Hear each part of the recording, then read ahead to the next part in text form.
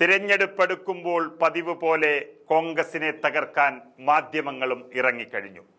കഴിഞ്ഞ തെരഞ്ഞെടുപ്പ് സമയത്ത്, അതായത് 2020-21 കാലഘട്ടത്ത് മാധ്യമങ്ങളും പിണറായി വിജയന്റെ നേതൃത്വത്തിലുള്ള പാർട്ടി സർക്കാരും ചേർന്ന് കോൺഗ്രസിനെതിരെ നടത്തിയ കുപ്രചരണങ്ങളാണ് വലിയ തോൽവിയിലേക്ക് UDFനെ എത്തിച്ചത്.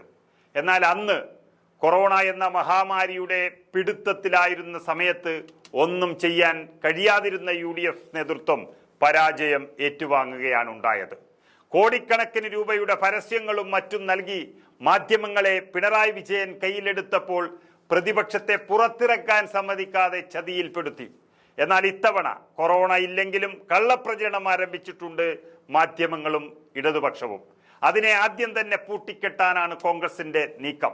സത്യവിരുദ്ധ വാർത്ത നൽകിയെന്ന് കാണിച്ചുകൊണ്ട് ഏറ്റവും പ്രധാനപ്പെട്ട മാധ്യമമായ ദി ന്യൂ ഇന്ത്യൻ എക്സ്പ്രസിന് ലീഗൽ നോട്ടീസ് അയച്ചിരിക്കുകയാണ് കോൺഗ്രസ് നേതൃത്വം. അവിടെ നിന്ന് തുടങ്ങുകയാണ്.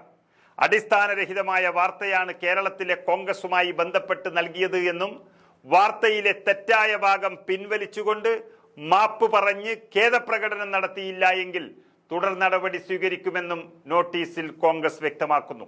പത്രത്തിനെതിരെ AICC ലീഗൽ സെൽ നോട്ടീസ് അയച്ചതായി സംഘടനാ ജനറൽ സെക്രട്ടറി KC വേണുഗോപാൽ MPയും അറിയിച്ചിരിക്കുന്നു.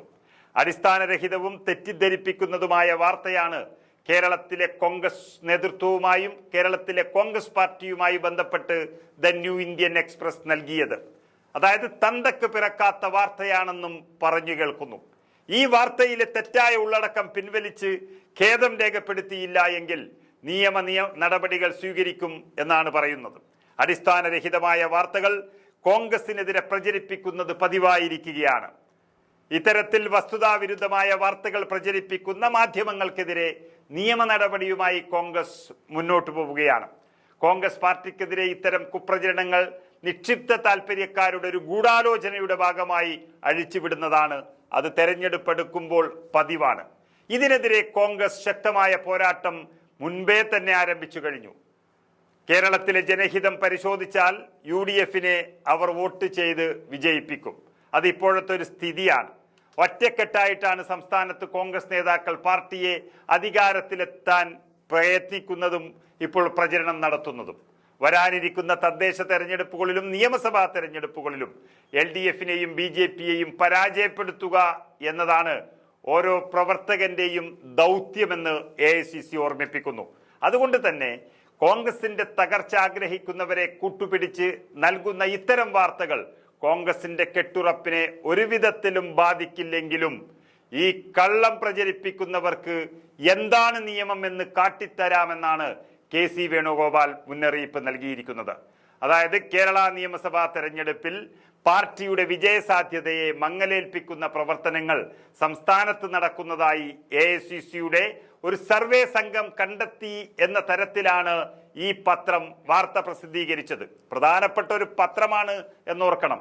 ഇത്തരത്തിൽ ഏതെങ്കിലും ഒരു സർവേ നടത്താൻ AICC ആരെയും ചുമതലപ്പെടുത്തിയിട്ടില്ല.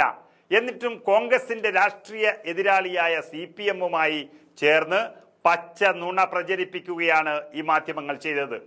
പൊതുസമൂഹത്തിലും വോട്ടർമാർക്കിടയിലും ആശയക്കുഴപ്പം സൃഷ്ടിക്കാനുള്ള മനഃപൂർവമായ ഒരു ഗൂഢനീക്കമാണ് ഇതിന് പിന്നിൽ നടന്നത്.